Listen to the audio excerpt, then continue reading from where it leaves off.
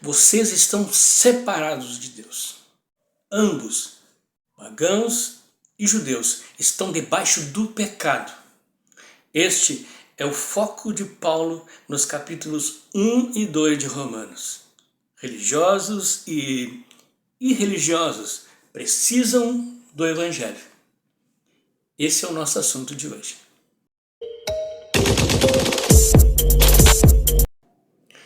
O destaque do capítulo 1 de Romanos, a partir do verso 18, é expor a idolatria e a depravação dos pagãos. A situação deles é dramática. Estão condenados e separados de Deus. Qualquer judeu da época de Paulo concordaria plenamente em relação à depravação e condenação dos gentios diante de Deus. Porém, Paulo começa o capítulo 2 de Romanos lançando um balde de água fria nos religiosos judeus. Porque Romanos 2 começa com a palavra portanto, referindo-se, obviamente, àquilo que ele já tinha dito anteriormente, no capítulo 1. E o texto diz, capítulo 2, versículo 1, portanto, és inexcusável quando julga, porque tu que julgas, fazes o mesmo. Em outras palavras, ele estava dizendo, não julguem, vocês fazem as mesmas coisas.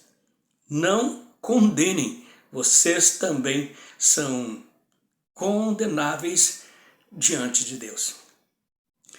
Se você ler a lista de pecados no capítulo 1, do versículo 29 a 31, capítulo que expõe o pecado dos gentios, verá que ele está focado no coração e não nas ações. E Paulo também diz no capítulo 2, versículo 16, Deus vai julgar o segredo dos homens.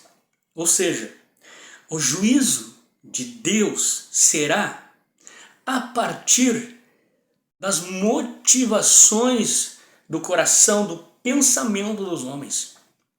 O fato é que ninguém vive realmente de acordo com os padrões de Deus. Nosso maior esforço não atinge a exigência de Deus. Nosso menor erro ofende gravemente a sua santidade. E assim, Paulo agora confronta os judeus dizendo, tu que julga e faz as mesmas coisas, vocês acham que vão escapar do juízo de Deus? A sequência das acusações de Paulo deixa os religiosos judeus numa situação pior que os pagãos. Porque, observe, porque os pagãos, eles sabem que estão errados, mas também aprovam aqueles que praticam as mesmas coisas. Está no capítulo 1 e no versículo 32. E isso é, no mínimo, sensatez da parte dos gentios. Já os religiosos judeus fazem coisas que sabem que são erradas, mas condenam os outros que agem da mesma forma. Isso é o capítulo 2, versículo 1. E isso é hipocrisia. E assim, Paulo denuncia nos judeus a sua hipocrisia religiosa. E assim, este é o tema central de Romanos 1 e 2. Tanto judeus quanto gentios são inexcusáveis diante de Deus. E a conclusão é, os gentios não estão, ou melhor, os judeus não estão em posição melhor que os gentios diante de Deus. E isso fica muito declarado no capítulo 3, no versículo 9, onde Na minha opinião, se finaliza o argumento de Paulo, que ele começou no capítulo 1, versículo 18.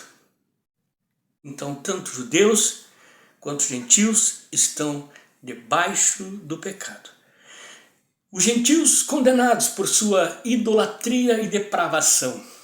Os judeus, porque se orgulham de ter a lei, mas desonram a Deus ao transgredir esta mesma lei. Portanto, são inexcusáveis. O objetivo do argumento de Paulo, de Romanos, a partir do capítulo 1 e 18 até o 3 e versículo 9, é o seguinte, para finalizar. Como Paulo passaria a declarar que o homem só pode ser aceito por Deus mediante o sacrifício de Cristo, e isso já a partir do capítulo 3, versículo 21, era necessário então esvaziar a hipocrisia dos homens diante de Deus. Que fique claro, todos pecaram e destituídos estão da glória de Deus.